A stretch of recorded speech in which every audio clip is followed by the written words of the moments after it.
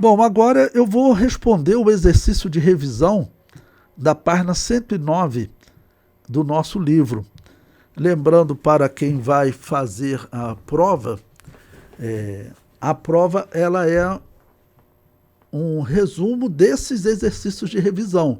São ao todo 5 exercícios de revisão. Eu corrigi todos eles para vocês, tá bom? Hoje vou corrigir o 5º e vou lembrar as perguntas da prova, elas serão tiradas desses 5 exercícios de revisão. Então estudem ele principalmente para a prova, tá ok? Pois bem, pergunta número 1. Qual a atitude sábia que Paulo teve ao ser impedido pelo Espírito Santo de pregar na Galácia? A resposta correta é a terceira opção. Desceu para Troade, cidade estratégica para a direção que receberia do Espírito Santo. Ali eu mostrei para vocês como é importante, por exemplo, o estudo da geografia bíblica. Porque quando você estuda a geografia bíblica, você percebe que o apóstolo Paulo estava tipo assim no interior. Tá bom? Vamos dizer que ele estivesse em Minas Gerais. E agora o Espírito Santo falou para ele, você não vai pregar aqui, eu fico aqui em Minas Gerais, ou eu vou para, por exemplo, o Rio de Janeiro, que ali tem maior facilidade para eu pegar navio e ir para qualquer parte do mundo.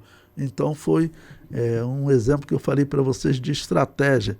Ele pegou, se moveu para uma cidade litorânea. Questão número 2. Qual a lição do texto que Paulo e Silas cantam louvores da prisão? A resposta correta, que eu botei lá no material didático, foi a 5ª opção.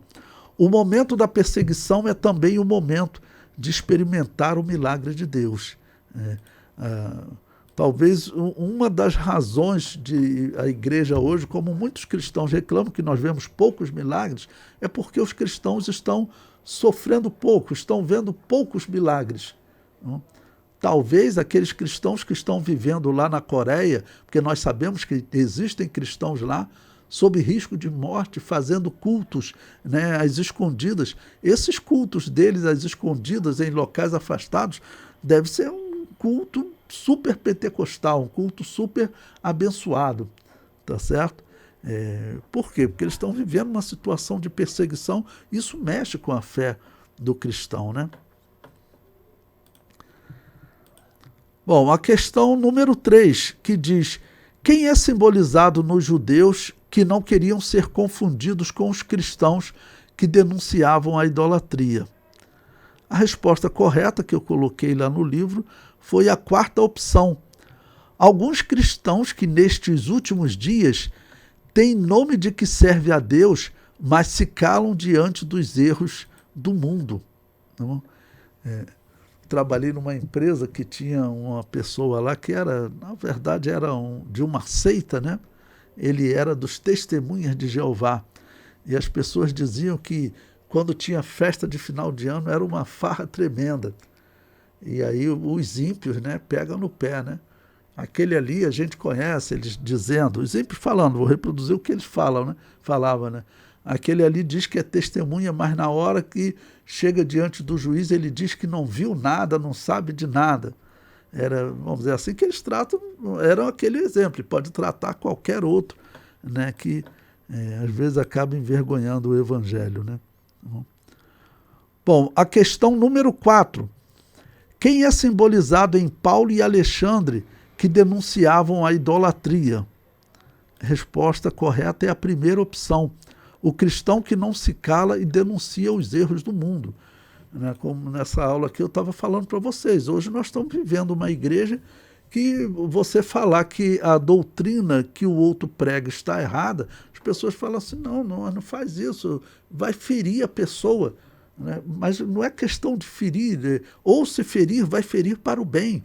Né? Vamos lembrar que o apóstolo Paulo teve determinado momento que ele escreveu aos Coríntios na 2ª carta, e ele diz o seguinte, eu sei que a primeira carta entristeceu vocês, mas eu fico alegre porque foi uma tristeza segundo Deus e não segundo o mundo, porque a tristeza segundo Deus, ela gera arrependimento para a salvação da qual ninguém se arrepende, mas a tristeza sobre o mundo, segundo o mundo, gera morte. O que o apóstolo Paulo está dizendo? Olha, vocês erraram, eu disse que vocês erraram, gerou tristeza? Sim, mas essa tristeza, ela, por ser resultado de ouvir a verdade, essa tristeza é boa, disse o apóstolo Paulo.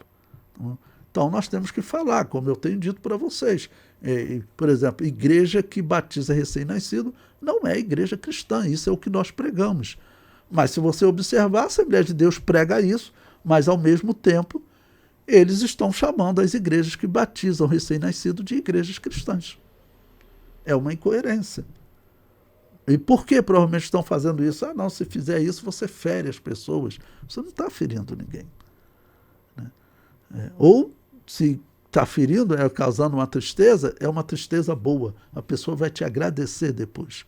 Como disse o apóstolo Paulo, ele chama de tristeza segundo Deus, que gera arrependimento para a salvação da qual ninguém se arrepende. Pois bem, versículo 5. Quais as cidades de Macedônia que Paulo evangelizou na segunda viagem missionária? Então, as cidades da Macedônia, né? A resposta correta é a última opção: Filipos, Tessalônica e Bereia. Desculpa, é a quinta opção. Tem 6 opções essa, né?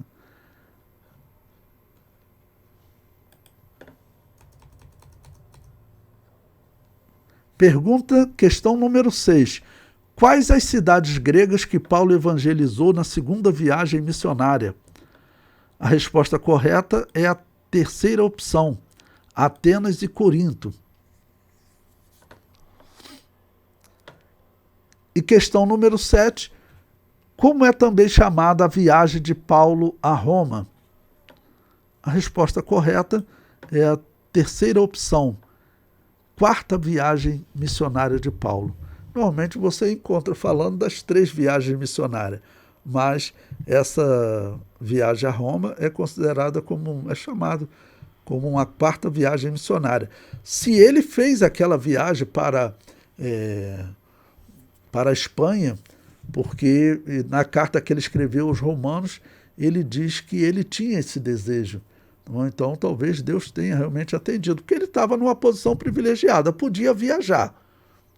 Ficava um soldado protegendo ele.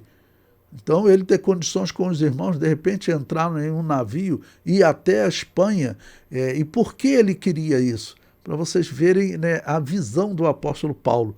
Segundo a história antiga, quando a gente estuda a história de Israel, qual era o extremo do mundo que os judeus viviam naquele período? Era a região da Espanha.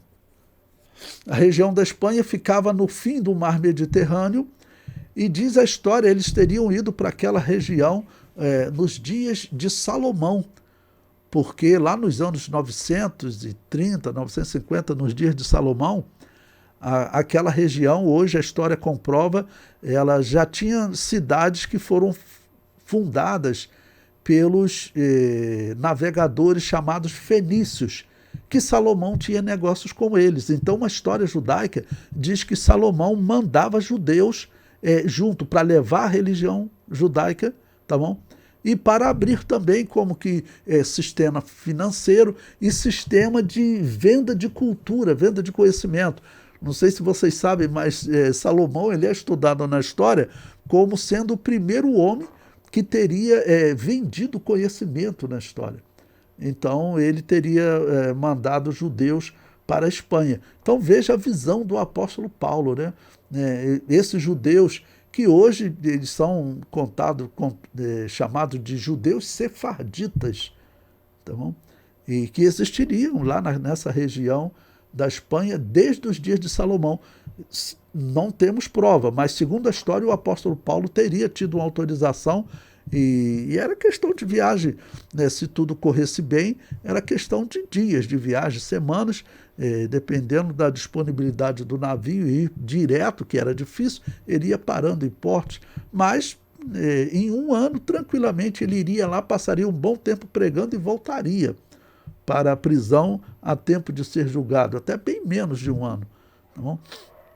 Então pode ser, mas é interessante a visão do apóstolo Paulo. Okay? A visão dele e esse desejo de pregar nessa última parte do mundo onde teria os judeus que ele não teria pregado. Ok?